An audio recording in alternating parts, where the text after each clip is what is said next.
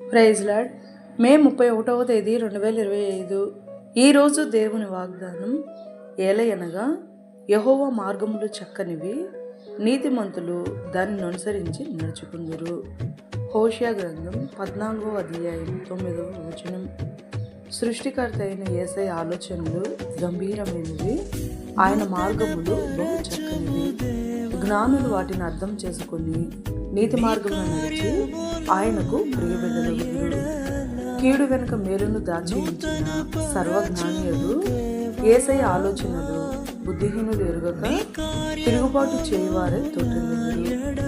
కనుక మనము జ్ఞానము వివేకము కలిగిన వారమై మన యేసయ్య అడుగుజాడలలో మనము నడిచేవారమై ఆయన మార్గములను మనము అనుసరించగలము.